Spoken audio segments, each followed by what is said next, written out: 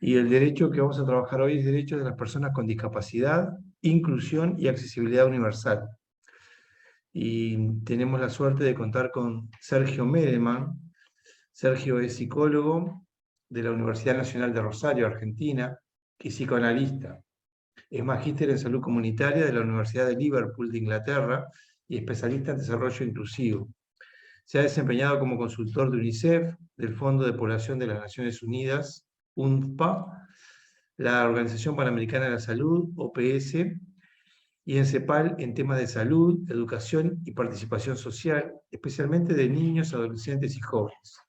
En Uruguay forma parte del Instituto Interamericano sobre Discapacidad y Desarrollo Inclusivo, el IDI, como miembro fundador, habiendo coordinado la red juvenil META y el componente de participación social de la red Mandela de Educación Inclusiva. Es autor de numerosas publicaciones, como Es parte de la vida 1 y 2, sobre educación sexual y discapacidad, Inclusión temprana, traer un hijo al mundo es siempre un desafío, Los últimos de la fila, niños y adolescentes con discapacidad en instituciones residenciales de América Latina y el Caribe, y otras numerosas publicaciones. Te damos la bienvenida, Sergio, el micrófono es tuyo. Muchas gracias, Omar. Buenas tardes. Buenas tardes, colegas.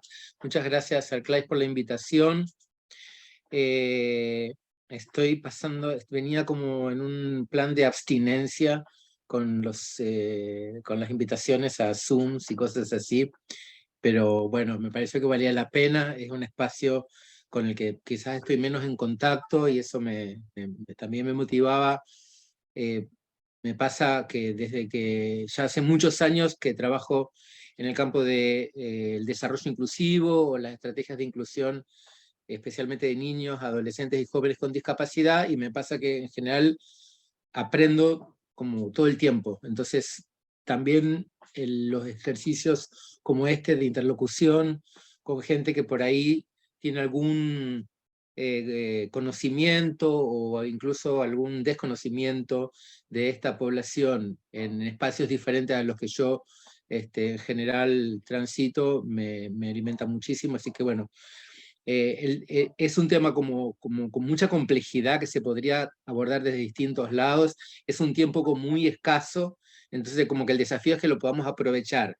Por mi parte, de poder colocar como 2 o 3 cuestiones que a mí me parece que son ricas para pensar, porque son los desafíos, que me parece que hay alrededor de la inclusión de los adolescentes y los jóvenes con discapacidad, y para ustedes que están ahí como más como en la línea de batalla, como también, bueno, a partir de las preguntas o comentarios, aportes que puedan hacer, ver si armamos algo que nos deje la sensación de que todos nos vamos con alguna pregunta nueva por lo menos. ¿Ok? Voy a compartir, yo armé una presentación y ya después que la terminé de preparar me di cuenta que no era como un gran plan el de la presentación porque el tiempo es muy escaso, pero la voy a usar por lo menos al principio para compartirles algunas cosas, ¿ok?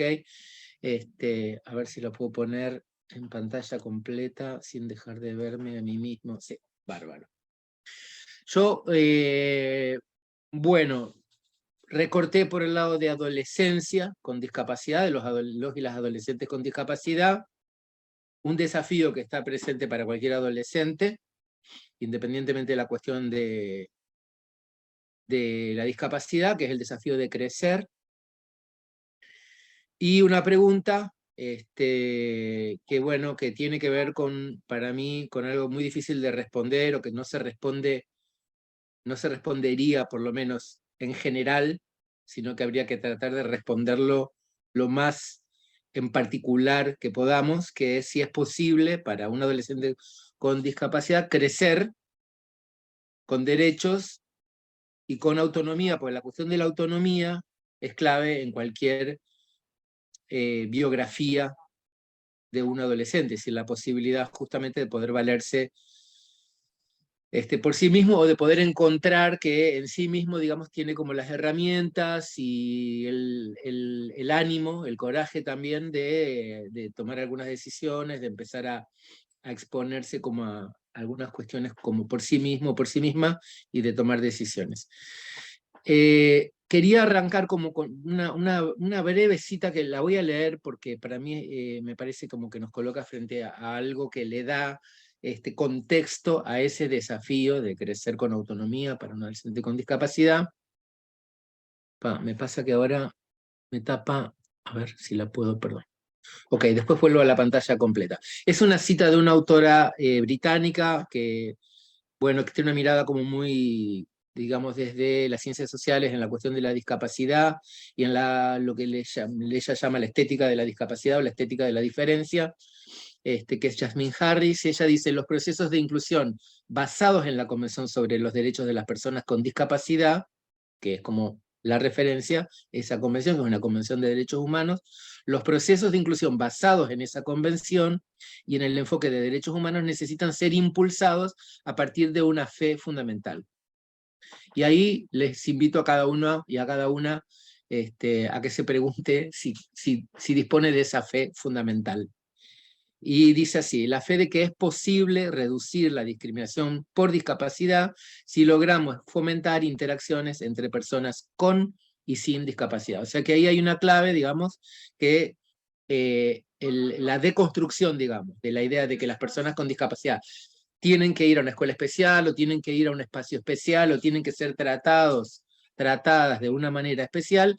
Esa idea, digamos, solo se podría deconstruir no tanto, digamos, por la retórica de los derechos, sino porque haya un ejercicio, ¿no?, de interacción entre personas con y sin discapacidad. Muy difícil. Esa fe, dice, se basa en la idea de que el contacto y la integración de personas con y sin discapacidad, con la expectativa de que ese contacto va a reducir las actitudes perjudiciales y va a cambiar las normas sociales. Ustedes, me parece que valdría la pena que traten de pensar qué han visto en cuanto a en cuanto a interacción de, por ejemplo, de adolescentes con y sin discapacidad, que ilustre esta idea de que es posible reducir la discriminación, o sea, la idea de que la persona con discapacidad tiene que estar tratada de una manera especial o en una institución especial, o que hay algo especial en esas personas. Es decir, de que algo de la interacción de alguna manera relativizaría esa mirada que segrega, ¿no? ¿Me siguen? ¿Hasta aquí? Bueno, estoy sintetizando muchas cosas, así que vamos a poner la regla de que cualquiera puede interrumpir y comentar o preguntar, ¿ok? Yo mencioné la convención, es el gran referente, es el enfoque de derechos en discapacidad, rompe con toda una tradición que mira a la discapacidad con una mirada que en el mejor de los casos es una mirada humanista, amorosa, pero que no es una mirada, digamos, que mira a un igual o a una igual. Entonces la convención es del 2006, es una convención de derechos humanos sobre personas con discapacidad, y en el 2006 abre aguas, digamos, ¿no? O sea, yo digo que el siglo XXI para las personas con discapacidad empezó en el 2006 con esta convención, porque cambia radicalmente la mirada, la definición de la discapacidad, deja de funcionar desde un modelo médico y se mira la discapacidad como algo que se genera entre una persona que tiene una disminución funcional, o sea, ve un poco menos o no ve, escucha un poco menos o no escucha, tiene alguna dificultad para expresarse o para entender o para hacerse entender o para entenderse. O sea, esa persona que tiene alguna limitación en sus funcionamientos, y un entorno que o le ofrece rampas en un sentido metafórico, ¿no? O sea, le ofrece apoyos o le pone barreras. Entonces, en ese encuentro entre la persona que tiene una limitación funcional y un entorno que o le da una mano o de alguna forma lo rechaza, se produce una discapacidad. O sea, que no está puesta del lado de la disminución funcional de la persona. Entonces, la convención traza esa línea y genera un montón de desafíos que tienen que ver más bien con un cambio cultural, o sea, no tiene que ver solamente con el cambio legal o los cambios institucionales que podamos plantearnos de educación inclusiva o de salud para todos, etcétera, sino con cambios actitudinales, con el crear una cultura, digamos, del encuentro y de la interacción, como decía antes, pero que también moviliza un montón de tensiones, ¿no? Porque sentimos que no estamos preparados, o sentimos que no tenemos los recursos, o sentimos que no recibimos la capacitación, es decir, hay un montón de tensiones que nos, de alguna manera, bueno, nos inhiben en la posibilidad de pasar, digamos, a este nuevo modelo. De hecho, a mí siempre me causa mucha gracia que las personas en general, que para quienes este tema es relativamente nuevo, están como que no saben ni siquiera cómo nombrar a la discapacidad, no saben si tienen que decir discapacitado, persona con discapacidad, personas especiales, y bueno, cuando uno no tiene el lenguaje, en realidad lo que hace es como evitar, ¿no?, la interacción porque tiene miedo a meter la pata, o porque le parece que va a decir algo equivocado, o que no tiene el lenguaje, no tiene las herramientas para interactuar. O sea que en eso que plantea la Convención hay un montón de desafíos y de cambios por lograr que tienen sus dificultades. Y alrededor de todo eso, una mirada, que es la mirada que yo mencionaba antes, de la discapacidad como objeto de amor, o como objeto de humanidad, o como objeto de inspiración, ¿no?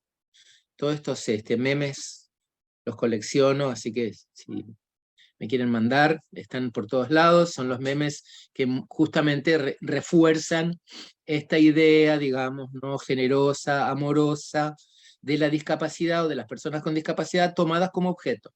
Y como cualquiera que es tomado como objeto, es puesto en una cárcel, ¿no?, que es en una cárcel que es la cárcel esa del amor del otro, ¿no?, que lo tomó como objeto de su amor. Muy frecuente en las escuelas, en las instituciones especiales, en donde justamente alguien que es puesto en ese lugar es tomado como objeto del amor de otro o de otra, y de alguna manera queda preso, ¿no?, de lo que ese otro o otra crea, piense, permita, no permita. Entonces todas estas miradas, bueno, justamente son lo que tenemos como para deshacer o para deconstruir, como le querramos llamar. Junto con esa convención que mencioné, hay un informe, que es el informe de UNICEF del 2013, que justamente es el primer informe sobre la situación de la infancia con discapacidad, y habla precisamente de un cambio en la mirada, es decir, dice miremos al niño y no a la discapacidad. El mirar la discapacidad, mirar el déficit, ha sido la mirada médica tradicional, y acá lo que se plantea, digamos, a partir de la convención, en este informe, es una mirada en los entornos, una mirada en las barreras, una mirada en las rampas, no tanto en el niño y sus limitaciones. Las preguntas, digamos, sobre adolescencia con discapacidad tienen que ver con las preguntas sobre infancia, es decir, cómo pasan la infancia los adolescentes, las adolescentes con discapacidad.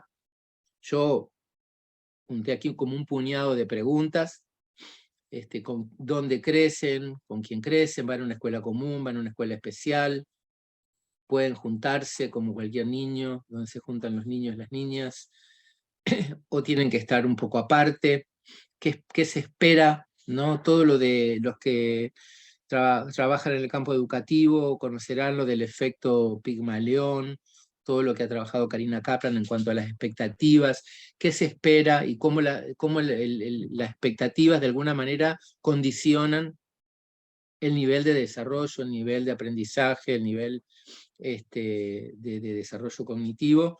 ¿Por qué? Bueno, porque de alguna manera somos efecto de lo que se espera que logremos, o de lo que se espera que seamos, y lo que no se espera es muy marcante. Lo que no se espera de nosotros, o lo que se piensa que no vamos a poder.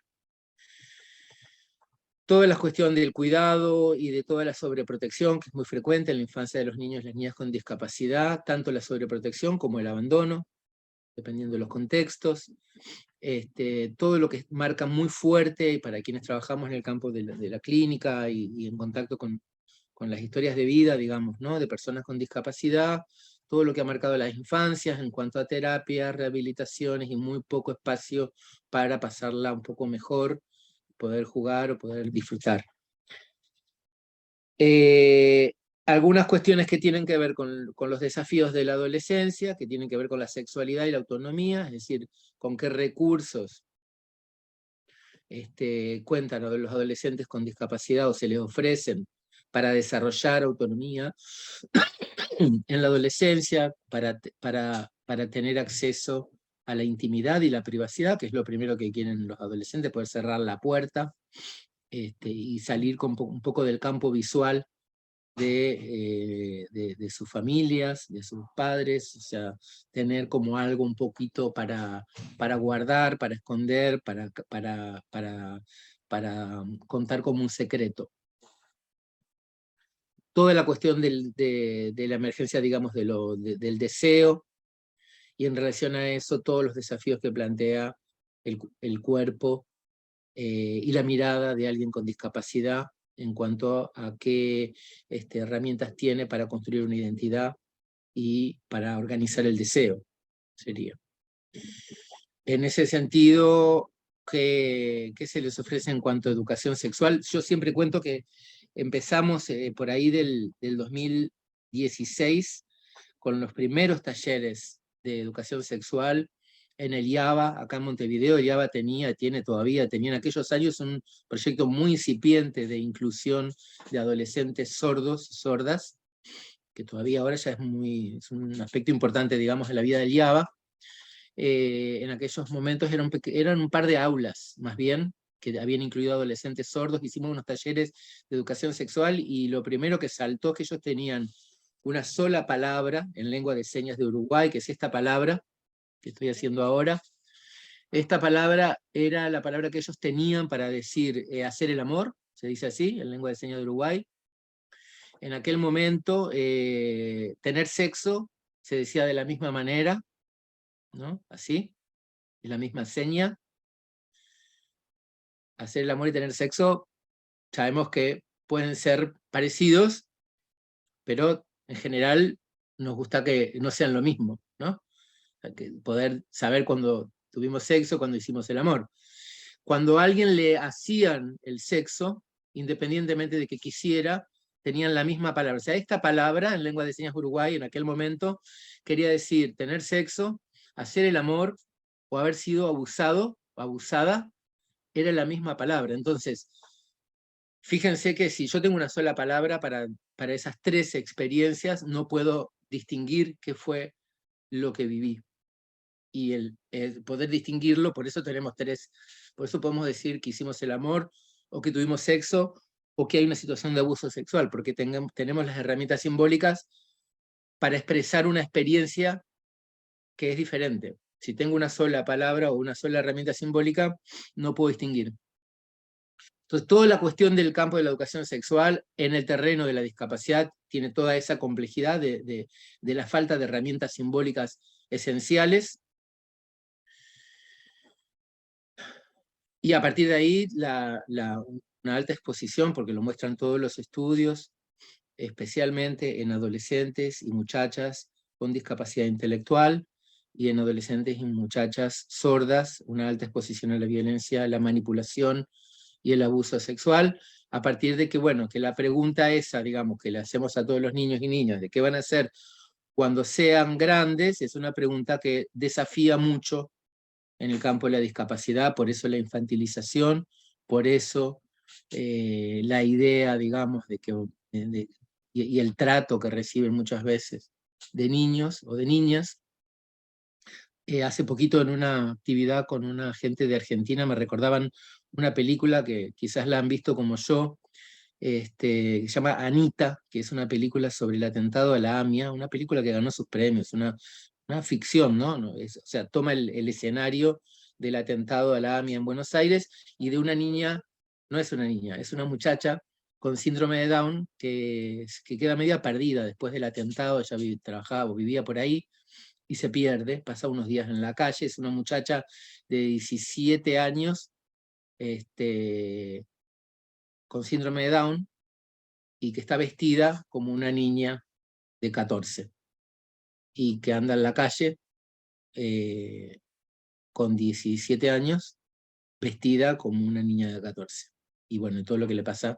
Es una película muy linda, vieja ya, pero linda de ver, y muy interesante en cuanto, no es el tema de la película, pero cómo refleja a partir de la historia de Anita, todo ese desencuentro que hay en el cuerpo, la mirada y la subjetividad de los adolescentes con discapacidad. Bueno, como que mucha complejidad entonces. Yo en general me gusta como sintetizar como en tres, en tres cuestiones, tres interrogantes, digamos, que tratan de deconstruir toda esa complejidad o de mirarla por dentro, a ver qué hay que abordar de todo eso. Son 3D. Una es la de despatologizar, o sea, de que romper un poco con la mirada de que ven la discapacidad un déficit de salud o un déficit funcional, un déficit educativo. Tal vez podemos pensar como en discapacidades y más, más marcado por la diferencia que por el déficit. Porque las palabras como que tienen, ¿no? Por un lado el significado que les da la época, y la época, a partir de la convención tenemos, me parece, como que también otro significado para pensar la discapacidad, menos por el lado del déficit y más por el lado de las diferencias. Por eso está bueno que me contaban recién de que en la primera actividad del curso de estos espacios, o sea, vieron la discapacidad en el contexto de otras diferencias. Parece que es una buena puerta de entrada. Despatologizar, desdramatizar, es decir, que bueno, siempre hay como mucha complejidad y a veces hay mucho drama alrededor de la cuestión de las discapacidades. Desdramatizar en el sentido de que, bueno, las limitaciones funcionales y los desafíos funcionales nos atraviesan a todos y todas. En algún momento del ciclo de vida, del curso de vida, vamos a tener algún déficit funcional, una disminución funcional. Entonces, bueno, justamente poder plantearnos el tipo de apoyos que necesitamos para poder funcionar más o menos a la par, digamos, de los demás. Y la cuestión del desetiquetar, bueno, está esta autora argentina, ahora Hilgish creo que es el apellido, que plantea que los diagnósticos hay que escribirlos con lápiz. Los diagnósticos en la discapacidad tienen una fuerza, ¿no?, muy marcante para las familias, porque bueno, las familias por un lado quieren que haya un diagnóstico, ¿no?, como que quieren de alguna manera terminar como de clivar o de anclar lo que pasa. Y por otro lado, esos diagnósticos, si no van acompañados de una estrategia de apoyo, terminan funcionando como una etiqueta.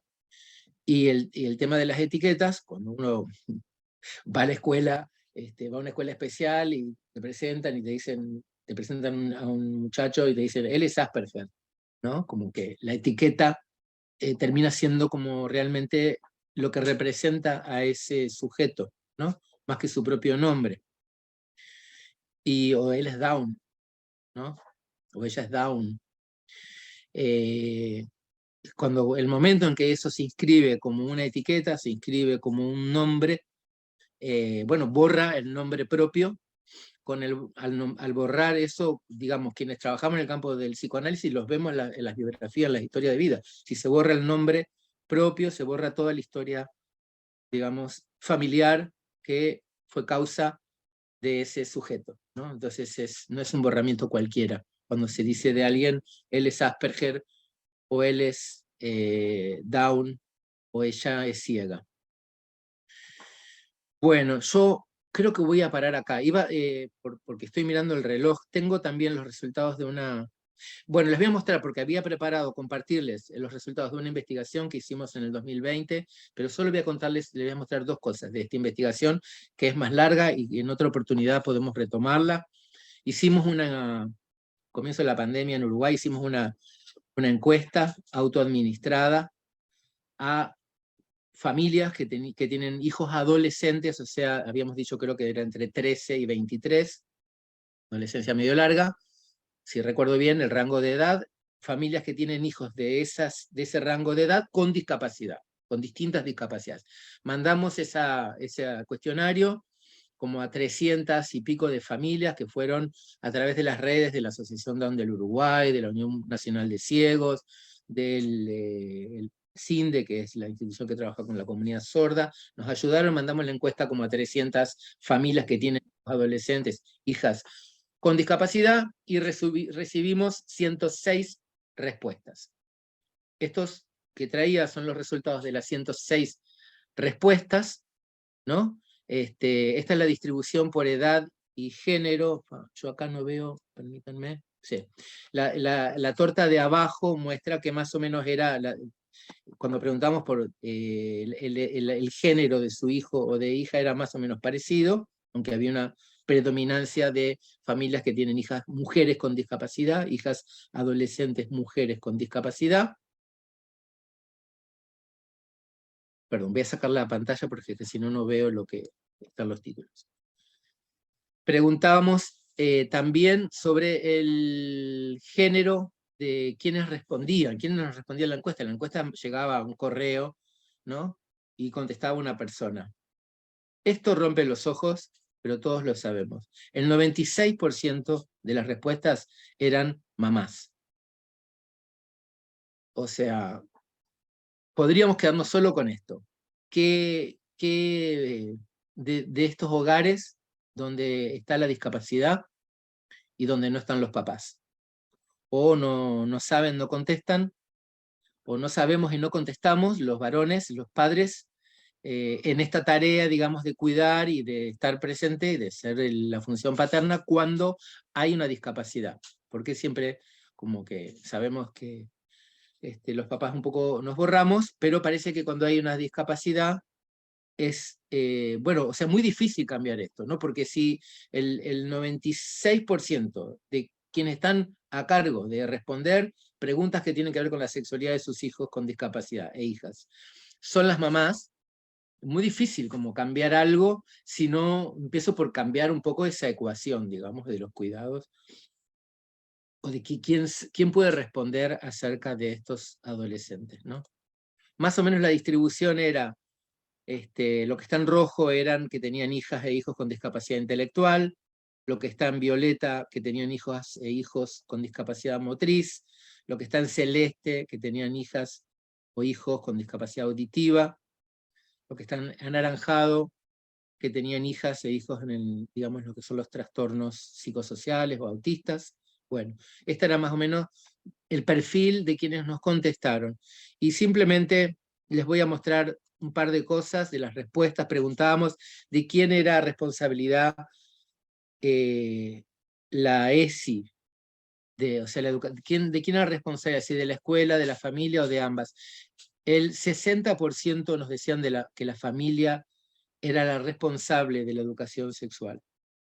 Y apenas el 37% nos decía que ambas. Solo el 1% respondió que de la escuela. Esto es más o menos como con mis hijos no te metas, ¿no? Como que es más o menos ese mensaje.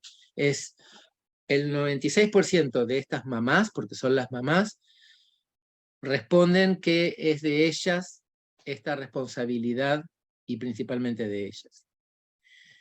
Cuando preguntábamos sobre si hablaban todos estos temas, las respuestas en general superan el 50% todas, o sea que ustedes ven que parece que estas familias hablan de estos temas con relativa normalidad con sus hijas e hijos con discapacidad. Le preguntábamos si tenían permiso para tener novia o novio, el 67% de las respuestas es afirmativa, que sus hijas e hijos con discapacidad tenían permiso, pero cuando les preguntábamos si tiene o ha tenido novia o novio, ahí ya cambia bastante, porque digamos, entre el permiso que tenían, la gran mayoría, y la experiencia de tener novio o novia, hay una brecha muy grande. Fíjense que el 55% es no han tenido. y además es casi un 5% no están seguros.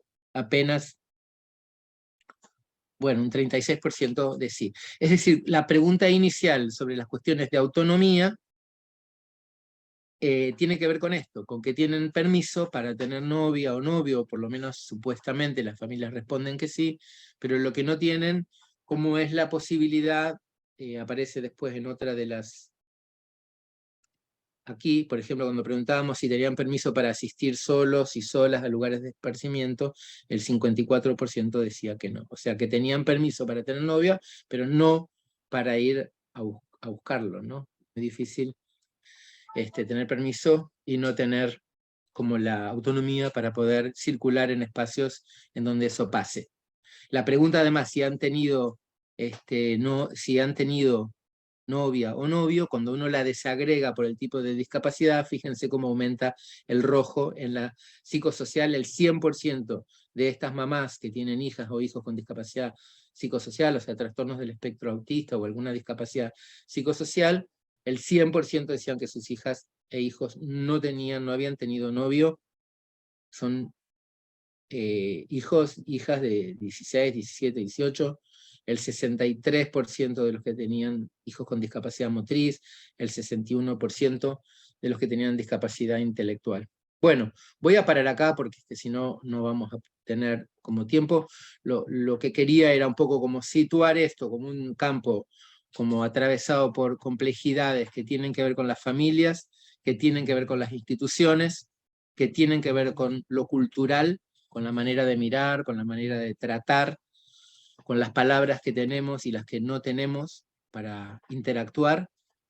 Y todas esas complejidades, bueno, son lo que un poco se precipita después en cada aula o en cada escena educativa. Así que bueno, los invito un poco como ahora a compartir también ustedes qué están pensando, qué les vino a la mente, y que pasemos como a conversarlo.